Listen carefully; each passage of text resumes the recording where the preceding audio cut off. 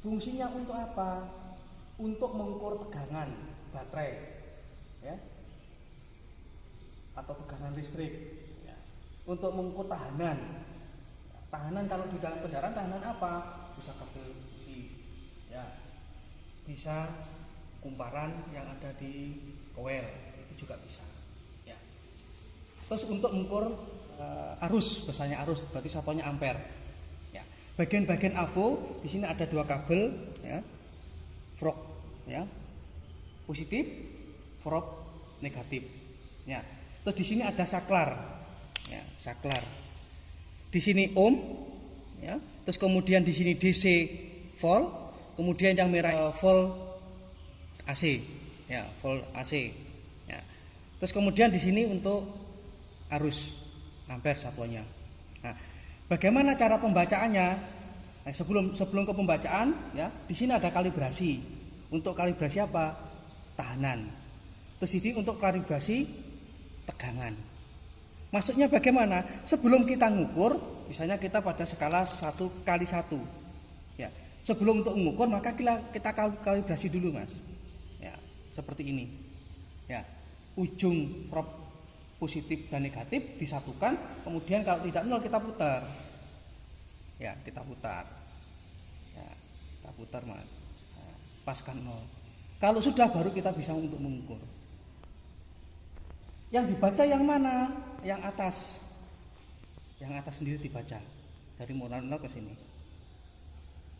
Hasilnya nanti dikalikan skalanya. Kalau kita ke skala kali 1 ya berarti kalikan 1. Dikalikan 10 berarti dikalikan 10. Tergantung dari skalanya. Bagaimana kalau kita ngukur yang 10 kali 10 ohm? Perlu dikalibrasi lagi enggak? Perlu, Mas. Setiap permindahan saklar itu harus dikalibrasi. Harus, itu wajib. Ya. Terus kemudian untuk tegangan. Nah, ini tegangan DC misalnya. Kita untuk tegangan DC. Kita lihat 0 enggak? Kalau di sini 0 berarti tanpa ada dikalibrasi. Tapi kalau belum 0 berarti kalibrasinya di sini, Mas. Diputar kalibrasi. Bagaimana caranya? Misalnya kalau kita mengukur baterai, di sini 12 volt. Ya, nanti ini baterai ini ada 12 volt. Maka saklar yang kita pilih adalah yang di atas 12. Jangan 10, jangan di bawahnya, enggak boleh. Dari atasnya. Atasnya bagaimana? Di sini ada 50, karena 20 nggak ada berarti 50 kita pakai. Yang dibaca yang mana? Berarti maksimum nanti angka 50 di sini, Mas. Di sini angka 50 maksimum. Ya, 50, 40, 30, 20, 10. Nah, jangan sampai di sini skalanya 50 yang dibaca 250, nanti hasilnya bisa 60 volt. Nah, salah itu nanti. Ya. Berarti yang dibaca adalah maksimum 50. Bagaimana kalau 10 ya? 10 berarti yang dibaca 10 maksimum di sini. Ya, maksimum 10. Yang bisa dibaca nih warna hitam ini, ya. Ada voltnya di sini, DC volt. Ya. 50 saya coba seperti ini. Nah, positif ke positif, ya. Positif ke positif, negatif ke negatif. Nah, seperti ini. Nah, yang dibaca yang ini, Mas. 50 lah, 50 ini. 10, 40, 30, 20. Berapa kira-kira? 12. 12. Ya. Berarti 12 volt. Nah, seperti itu. Bagaimana kalau untuk ukur tahanan ya kita pindah di sini, Mas. Seperti ini. Ujung satu sama yang negatif dan positif itu sama. Misalnya kita kabel besi. Seperti ini. Sudah dikalibrasi. Nah, kalibrasi dulu. 1K, nah ini 1K dikalibrasi dulu. Nah, ujung seperti ini. Nah, yang dibaca yang mana ya? Tetap yang atas, Mas. Cuma nanti dikalikan 1K, 1 kilo. Berarti ya kalau di sini hasilnya 1 misalnya, 1 berarti 1 kilo. Seperti itu. Sama, yang ini ditaruh di sini sama. Yang penting tahanan, tapi kalau tegangan tidak boleh dibolak-balik. Ya.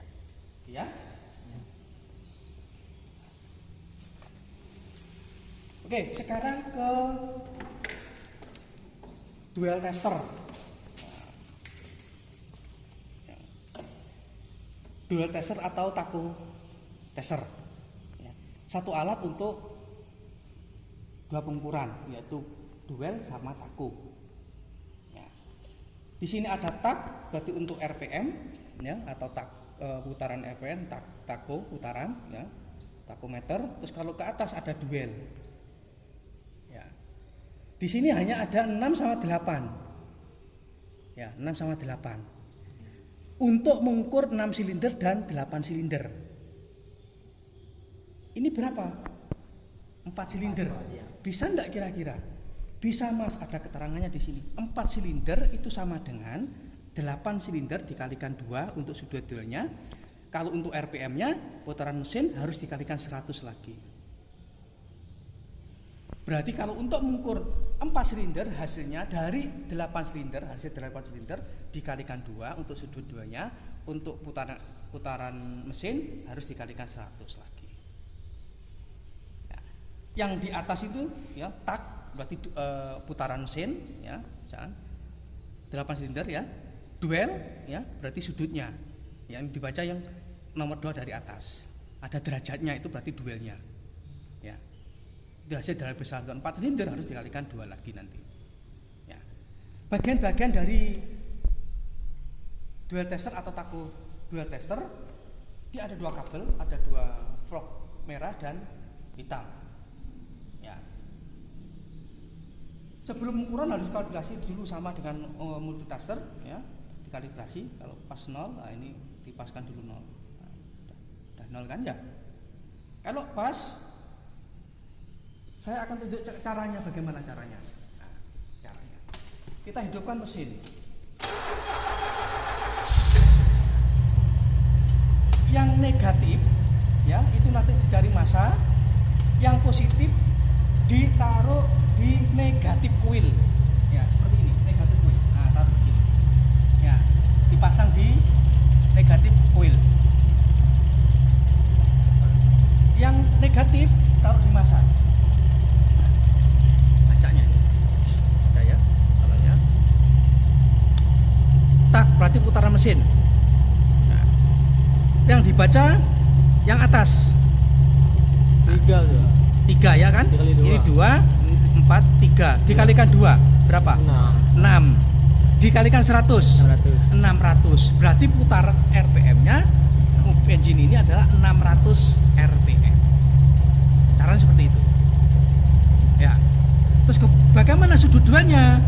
50.